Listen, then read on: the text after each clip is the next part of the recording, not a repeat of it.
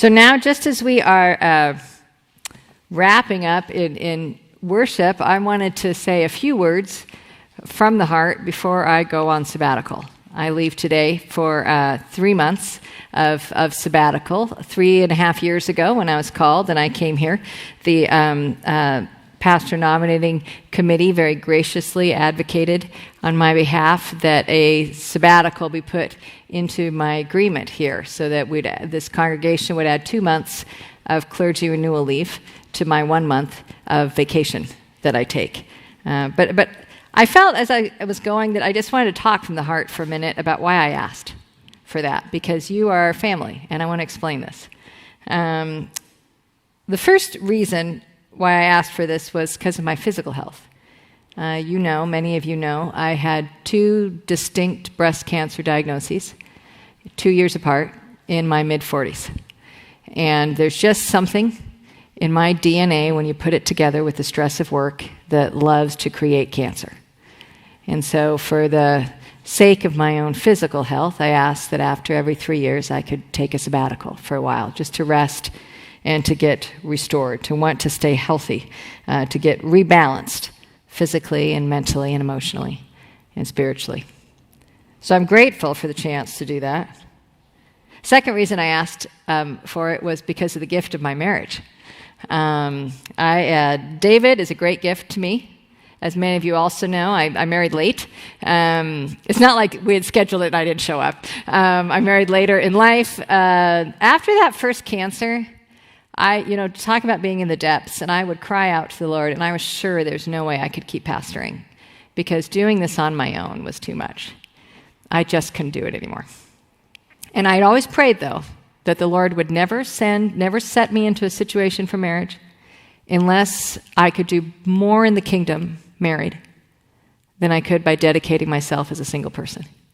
And right at the right time, the Lord brings David along, and David is a great gift to me in this marriage. The irony is that while marriage is really essential to me being a pastor and to my ministry, ministry isn't great for my marriage.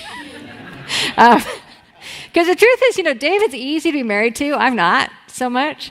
And especially, it's really hard for me to give myself fully serving a church and also give myself fully serving my spouse. I don't do it very well. I don't find that easy. And it's why I knew if I was going to continue in a church for longer than 3 years, I would need to take a break and kind of realign again with David.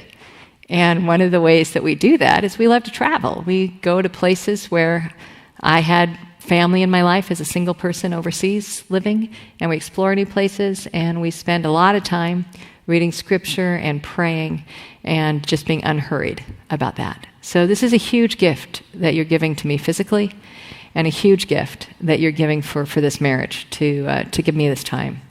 And I'm really grateful. I'm going to miss you. I don't need a break from you. I just need a break from the responsibilities. And I'm very excited for what God will do during the sabbatical. Because the third thing is, I think a sabbatical of the senior pastor is really good for a congregation. It reminds us all that Laurie's not the head of the church. Laurie's not the primary voice of God in this place. That Jesus Christ is the head of this church. And Jesus speaks through the scripture through a lot of voices. And there's some really good voices coming in this fall. Pastor Aaron Williams and his preaching that he will do on reconciliation. Jeff Cuse and his team coming to talk about young adults in the church and mission and ministry to young adults. Our inside voices, Pastor Chris and Craig Chamberlain and Pastor Dennis. These are good voices for Scripture. And I'm sorry that I will be missing these, although the wonderful thing is I can catch up online. But I believe that Jesus has a mission and a direction that will be uniquely communicated during this sabbatical.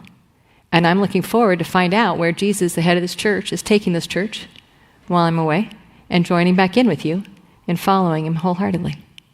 So I want to charge you and encourage you to set aside those Wednesday nights with Pastor Aaron and join that class, to continue to regather on Sundays, to continue to regather in connect groups, to set aside those Sunday nights for conversation when Jeff and his team are here, and most of all, to be praying for us and to be praying for Jesus' mission in this place.